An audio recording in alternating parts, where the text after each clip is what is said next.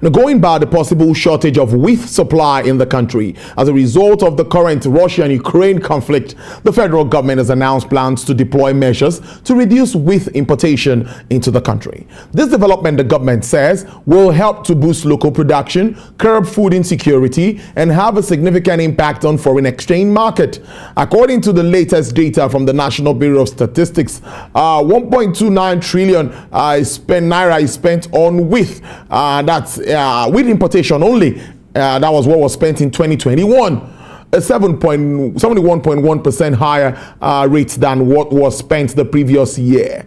Russian status as the largest exporter of wheat in the world is causing disquiet in many countries because following its military incursion into Ukraine, making wheat one of the most consumed grains in the world for the production of noodles, pasta, cakes, and other confectionaries to become a scarce commodity.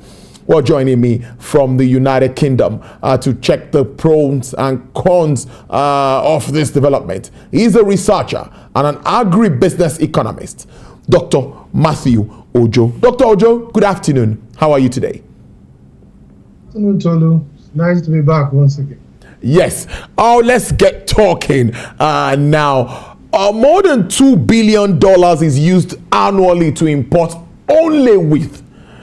And now government is saying this is something we must look critically at, considering what is happening between Ukraine and, of course, Russia and Ukraine. First is your reaction to this move by the government. Why do we always have to wait until it gets to this point before we react? Well, thank you. You said that, Tolu. I think that is what I wanted to also ask, the same question. It's not something that is new to us when it comes to what is being spent in terms of importation for wheat. Now the question would be, why do we have to wait till now? Something ought to have been done before now. You agree with me? Because when you look at wheat is a very important food crop world over. Now in terms of if you compare wheat with other food crops, it is grown in more land area, compared with other crops world over. And also in terms of world trade, okay, wheat is greater than all the other food crops combined together. Such an important food crop, we don't have to rely on other countries for us to be able to have it for consumption in a country like ours. Common sense would tell someone that when your citizens consume a particular crop more than other crops, you focus on that in terms of production. Now, if you look at the global production of wheat, okay, as at 2020, the world global production stood around at about 760 million metric tons. Africa just contributes around 3% of that entire figure. And if I talk about Africa, we're talking about Ethiopia, who is leading in terms of wheat production, and then South Africa. Ethiopia produces around 1.7 million metric tons. Now, Nigeria consumes around 5 to 6 million metric tons annually, and we only produce 1% of that. So it's not something that one should start shouting hallelujah on because of what is going on between Russia and Ukraine. It's just that lack of attention that has over the years made us to be so dependent on importation of wheat. Now, you just told us now, from what you read, about $2 billion being spent to import wheat. And of course, that's the second highest consumer of our foreign exchange. That is wheat. So what has happened in the last 10 years? What has happened in the last 15 years? For example, between 2010 and 2019, I've said it here on this program before, our wheat production dropped from around 165,000 metric tons in 2010 to around just about 60-something metric tons in 2019. It dropped by up to 60%. 10 years. We have government, we have ministers of agriculture, we have people who are supposed to make attempts to improve our production of wheat. Nothing was done. It will interest you to know that within that same period, production of wheat almost doubled in Ethiopia within the same period. So when they begin to look at issues and say because of what is happening in Russia, we want to reduce importation of wheat. Well, it's cheering that is coming, but it's coming way too late. Okay, for a country that has up to 34 million hectares of arable land, we are importing wheat from countries like Russia, okay, US, Canada, and even Lithuania. For God's sake, Lithuania has less than 3 million hectares of arable land. So you see clearly that it's because of we have not been planning properly to look at these areas where we probably would have even made much foreign exchange from, rather than dependent on imports. It's a reflection of what is happening in other sector of the economy. But then, wheat is a different food crop. Because if you look at, compared to rice, a good thing is that we did something about rice and we've seen improvement. But you see, rice, products that you derive from rice, you can't compare that with wheat. Wheat is used to make bread. You know, the pasta that people consume of this world, the noodles, is it the biscuits or is it the bread itself? Okay, the bread sector alone, KPMG once reported that is up to 122 billion naira, and then the biscuit is around biscuit segment around 121 billion. That is a huge enough area for government to have paid attention to over the years. However, we are happy that something is being said. We hope that the approach will be followed in the proper way, because that's also my concern. If the drive is because of the foreign exchange we are spending in importing, it then means that if the move the CBN is making now goes down, there might not be a follow through. And that is my concern with some of these programs that is being spearheaded by CBN. One would have expected that this is spearheaded by the Ministry of Agriculture, with the CBN supporting through its development finance department. But it seems to be the other way around. And my concern is, if you want to reduce import of wheat by 60% in the next 2 years, then after the 2 years, what happens? Can't we look at a situation whereby we strategically develop wheat production in Nigeria and say in the next 5 years, in the next 10 years, we want to be the leading producer of wheat in Africa? So, among so many challenges facing wheat production in Nigeria, there are so many, which are also common to other food crops in Nigeria. But two areas I think we need to focus on. How do we have a cohesive strategy for developing wheat production in Nigeria? Ensure that we have that cohesiveness in the strategy. And then how do we determine who plays what part? The government's part, the stakeholders' part, and then the CBN can come to support. All right, Dr. Ojo, it's a very good way to start. Detailed response from you there with regards to that overview. But let's now be specific. Like you said, you're the agri-economist here.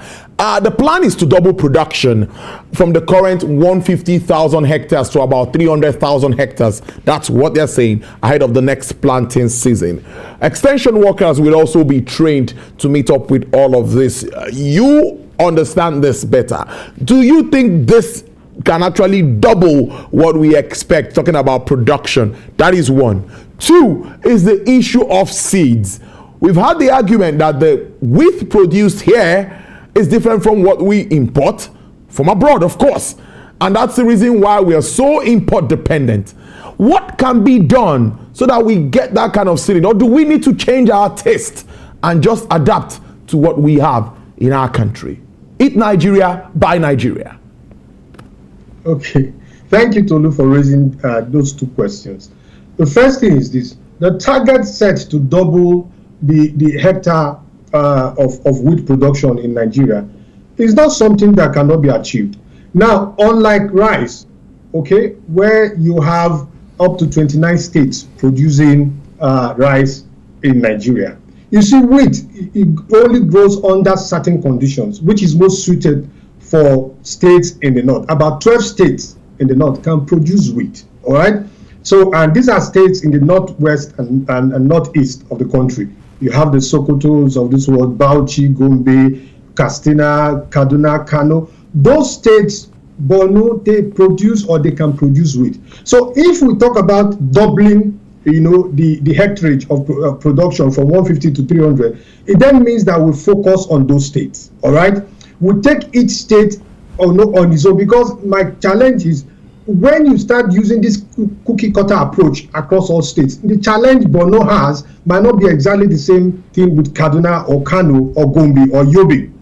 And if we do that, approach each state, okay, what is your production like now? How many hectares is being produced? Okay, can you do this? What we need to do this? And you go about this with the commissioner of agriculture in that state, with the government or the governor committing to increasing production in that state to a particular level, we can achieve it. It's not rocket science. It's that same commitment that has not been done in the past that has led us to where we are now. So if you focus on 12 states, for example, you look at what they are producing now, you make available the funding which the CBN has done also through the Uncle's Brother scheme, and then look at the seed area, look at how you can irrigate. These are the things that have not been there before. The countries that are producing wheat and are leading, even in Africa, they have some of these things already in place. Those are not issues for them. And then they come and support with policies, that strategies to increase production. If, as CBN has stated, we follow through, supported by these ministries of agriculture and the government, we will be able to carry the stakeholders along in those producing states and then show up, production. You are talking about hectarage being produced. You see, that is because we want to also look at yield. All right. I just gave you statistics of how production dropped between 2010 and 2019, and yield has somehow remained flat over time, even reducing.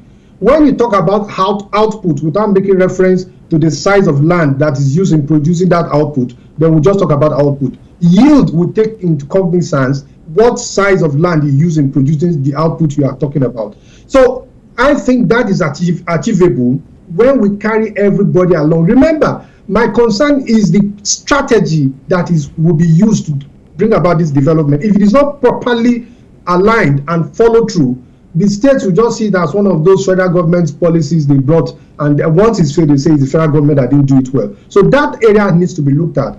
Like I said, it's achievable. The second part of your question that has to do with seed is, I've come on this program and I've talked about how research institutes in Nigeria are just salary collecting centers. Sorry to use that word, because what is the challenge here in coming up with seed quality that we require for wheat? In 2000, I think in the year 2000, when I was doing my National Youth Service, I served under the wheat program at Lake Chad Research Institute in Maiduguri. And the wheat the researcher there, I think is Dr. Olabamiji, was a researcher there. And the part of the challenge that research had, I can remember, has to do with funding. So if we had paid attention to funding research concerning wheat, I'm not sure we'll be where we're at now. So if the program that is being spearheaded by the CBN, it looks at that, see how we can get improved seeds, see how we can get the proper support to ensure that the quality seeds are grown, and then we can adapt them to our situation in the country. Why not? We can actually achieve that target. So let me also ask that I know we've talked about this before now, and it's based on Anchor Borrower scheme, which a lot of billions of naira has been disbursed via this scheme for more than 4.5 million farmers, smallholder farmers, and of course cultivating about 21 agricultural commodities. Now my question goes this way: we ban at times when we are not really self-sufficient.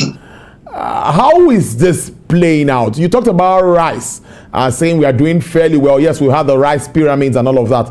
There is also maize on another side that government is also pursuing on how to get self-sufficient with maize. What's your assessment of all of these moves in relation to the Anchor's Borrower scheme? Is the fiscal side supporting enough? the physical side, okay, I don't want to say they are not supported enough, but you see, oftentimes you have the monetary side coming out to tell us what they are doing, and each time it seems as if one has issues with those who are supposed to spearhead this whole program. CBN is meant to facilitate and provide the finance and all that. The fiscal angle, where you have the Ministry of Agriculture playing an important role, is supposed to also lead in this. Now, I said something, we need to be careful so that we don't just think what happened with rice will automatically translate to what we expect in wheat, because I've seen that in reports and all that. They don't have the same value chain, all right? And the peculiarities we have with wheat, we need to look at it from that perspective and address it from that perspective. CBN can make funding available to the anchor borrower scheme, but then the structure that will sustain whatever development is expected or will be attained in this program has to come from the physical angle. That is why we're talking about the seed research into seed, the research into making what's it called, irrigation facility available, the provision of land, and then the strategy direction that is required for us to achieve what we need. If you just want to increase wheat production because currently there's a challenge with Russia, and then we are spending so much in terms of importing. Now, that is just one angle. The other angle of it is, this is the third most consumed grain in the country. That is the food angle of it. That should trouble any minister or any commissioner. So you have states who have the capability or the advantage of producing wheat. The question is, why won't such states lead in producing, even to exporting outside the country? Why won't such states ensure that in producing wheat, that becomes the main source of their revenue, and they won't start running to Abuja to wait for monthly federal allocation, or the whole country quarreling and troubling themselves over the oil that is produced in one state or two states, the down south. So that is the issue. When you have policies that come up just because of certain things happening in the world, over time that can die down. If you want to reduce import by 60% in the next 2 years, what happens 5 years after? What happens 10 years after? So my advice is this: while we have all these issues coming up, we should see it as an opportunity to focus on wheat, on maize. We are doing something about rice. Let those handling the food security issue in the country sit down. What are the 5 most consumed food crop in this country? How do we ensure that we lead in their production? That is where you start talking about proper planning, not just this fire brigade approach, simply because our exchange rate is giving us challenge, or we are spending so much. It's a good reason, but that's not enough. Dr. Ojo, before I let you go, let's do this very quickly. So what is your outlook for the agricultural space, looking at the rising commodity prices, and of course, we can't push away what's happening between Russia and Ukraine? Yeah, the outlook is, when you ask me this question, I always laugh. We want some miracle to just happen. You see, the outlook will still be grim as it is. It's just that we live on hope, you know. But then if some of these policies that are coming, or this approach or these attempts are sustained, we are hopeful that over time we'll start smiling as it concerns the agricultural sector. But as it is now, we just keep on hoping against hope, honestly. It's a good way to leave it. I must thank you so much. I've been speaking to Dr. Matthew Ojo. He's a researcher and an agribusiness economist. Thank you so much. He joins us from the United Kingdom. Do enjoy the rest of your day. Thank you so much.